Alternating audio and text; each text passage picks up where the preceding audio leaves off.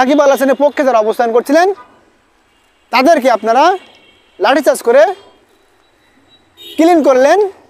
সাকিব আল হাসানের বিপক্ষে, আমি যদি ভুল না করে থাকি, সাকিব আল হাসানের পক্ষে যদি 100 জন মানুষ থাকে, বিপক্ষে ছিলেন 20 থেকে 25-30 জন মানুষ, খুবই কম সংখ্যক মানুষ। সেনাবাহিনী যদি পারতেন, যদি চাইতেন সাকিব আল হাসানদেরকে, সাকিব আল হাসানের বিপক্ষে যারা অবস্থান করছেন তাদেরকে পক্ষে যেভাবে, পক্ষের মানুষগুলোকে আপনি যেভাবে তাড়িয়ে দিলেন, ক্লিন করলেন, বিপক্ষে অবস্থান করছেন যারা তাদেরকে আপনি সরাই দিতে পারতেন। সরাই দিয়ে আমাদের ক্রিকেটের বরপুত্র, আমাদের ক্রিকেটের ব্র্যান্ড অ্যাম্বাসিডর সাকিব আল হাসানকে হয়তো বা আপনি দক্ষিণ আফ্রিকার বিপক্ষে শেষ টেস্টটা খেলতে দিতেন। আসসালামু আলাইকুম, ওয়েলকাম করছি জান্স স্পোর্টস নিউজ এবং অন্য ধর্মে যারা দেখছেন সবাইকে আন্তরিক শুভেচ্ছা ও ভালোবাসা। দর্শক দেখছেন আমাকে জান্স স্পোর্টস নিউজে, আপনাদের সবাইকে আবারও শুভেচ্ছা জানাচ্ছি। সাকিব আল হাসান দক্ষিণ আফ্রিকার বিপক্ষে, সাকিব আল হাসান চেয়েছিলেন তার ক্যারিয়ারের শেষ টেস্টটা খেলতে মিরপুর হোম অফ ক্রিকেটে।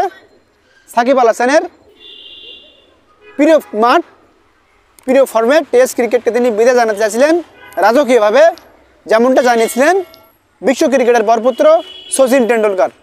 মুম্বাইতে শচীন টেন্ডুলকারের নিজ মাঠে তার ক্যারিয়ারের শেষ টেস্টে খেলেছিলেন এবং আমাদের ক্রিকেটের brand ambassador Shakib Al Hasan Mirpur home of ক্রিকেটে যিনি খেলে খেলে বড় হয়েছেন, আমাদের ক্রিকেটকে বিশ্ব ক্রিকেটের আনাচে কানাচে ছড়িয়ে দেওয়ার পিছনে এই সাকিব আল হাসানের ভূমিকা অপরিসীম।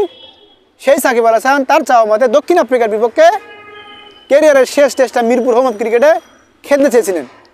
নিরাপত্তার ইস্যুতে সাকিব আল হাসান খেলতে পারেননি। আজকের ভিডিওর বিষয়, ক্রীড়া উপদেষ্টা আসিফ মাহমুদ সজীব ভুঁইয়া বাংলাদেশের এক শীর্ষ গণমাধ্যমে একান্ত সাক্ষাৎকারে তিনি জানিয়েছিলেন ওই সময় সাকিব আল হাসান কেন দেশে আসেনি, কেন সাকিব আল হাসানকে দেশে আনেনি, কেন সাকিব আল হাসানকে প্রাথমিকভাবে দক্ষিণ আফ্রিকার বিপক্ষে প্রথম টেস্টের স্কোয়াডে রাখা হয়েছিল, সব বিস্তারিত জানিয়েছিলেন যুব ও ক্রীড়া উপদেষ্টা আসিফ মাহমুদ সজীব ভুঁইয়া।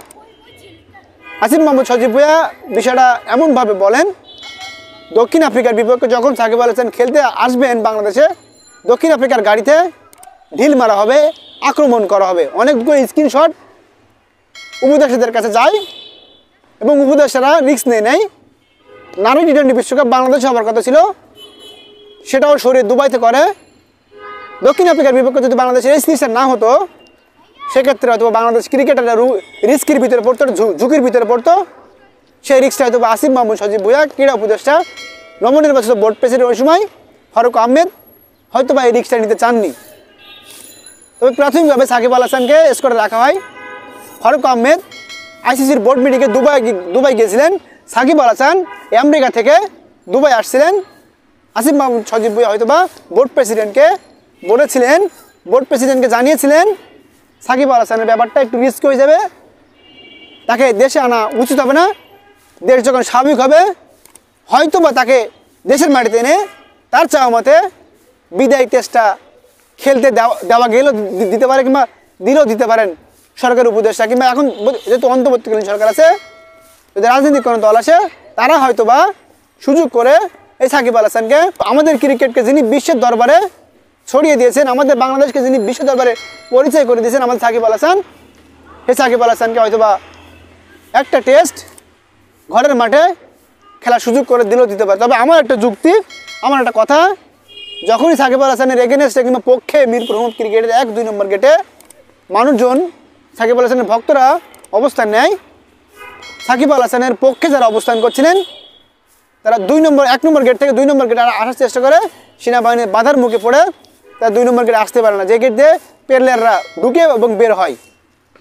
এবং সন্ধ্যা নাগাদ, আমি যদি ভুল না করে থাকি, নিশ্চয়ই আপনারা দেখছিলেন জান্স স্পোর্টস নিউজের লাইভের মাধ্যমে, আমি যদি ভুল না করে থাকি, সাকিব আল হাসানের পক্ষে যারা অবস্থান করছিলেন, যারা চাচ্ছিলেন সাকিব আল হাসান দেশের মাটিতে টেস্ট খেলুক, সেনাবাহিনী পুলিশ তাদের উপর লাঠিচার্জ করে মিরপুর হোম অফ ক্রিকেট থেকে তাদেরকে বিতাড়িত করে, তাড়িয়ে দেয়, ক্লিন করে।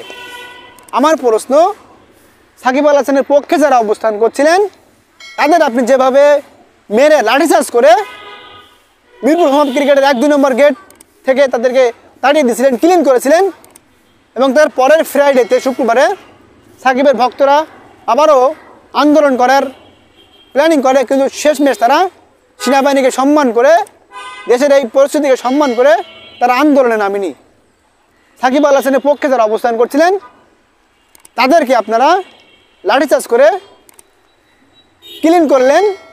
সাকিব আল হাসানের বিপক্ষে, আমি যদি ভুল না করে থাকি, সাকিব আল হাসানের পক্ষে যদি 100 জন মানুষ থাকে, বিপক্ষে ছিলেন 20 থেকে 25-30 জন মানুষ, খুবই কম সংখ্যক মানুষ। সেনাবাহিনী যদি পারতেন, আমরা যদি চাইতেন সাকিব আল হাসানদেরকে, সাকিব আল হাসানের বিপক্ষে যারা অবস্থান করছেন তাদেরকে পক্ষে যেভাবে, পক্ষের মানুষগুলোকে আপনি যেভাবে তাড়িয়ে দিলেন, ক্লিন করলেন, বিপক্ষে অবস্থান করছেন যারা, তাদেরকে আপনি সরাই দিতে পারতেন। সরাই দিয়ে আমাদের ক্রিকেটের বরপুত্র, আমাদের ক্রিকেটের ব্র্যান্ড অ্যাম্বাসিডার সাকিব আল হাসানকে হয়তো আপনি দক্ষিণ আফ্রিকার বিপক্ষে শেষ টেস্টটা খেলতে দিতেন। আসিফ মাহমুদ সজীব ভুঁইয়া, আপনি নিশ্চয়ই মনে রাখবেন, আপনি নিশ্চয়ই জানেন সাকিব আল হাসান বাংলাদেশ ক্রিকেটকে এই লেভেলে নিয়ে আসার পিছনে এই মানুষের অনেক বড় ভূমিকা। যদি সম্ভব হতো, কিংবা ভবিষ্যতে যদি সম্ভব হয়, আমাদের ক্রিকেটের ব্র্যান্ড অ্যাম্বাসিডার, আমাদের ক্রিকেটের সুপারস্টার সাকিব আল হাসানকে দেশে এনে তার চাওয়া মতে কোনো এক সিরিজে শেষ টেস্টে যেন আমরা দেশের মাটিতে দেখতে পারি। আমরা চাবো ছাত্র জনতার যে গণ অভ্যুত্থান, নতুন করে দেশ স্বাধীন হওয়ার পিছনে যে ছাত্রদের অবদান, সেটা যেন বৃথা না যায়, সেটা যেন বিফলে না যায়। সাকিব আল হাসানরা দেশের মাটিতে যেন তাদের বিদায় টেস্ট খেলতে পারে, বিদায় ম্যাচ খেলতে পারে, সেই আশা অবশ্য আপনাদের কাছে আমরা করতেই পারি। জানছে স্পোর্টস নিউজ, আবির আহমেদ, ঢাকা।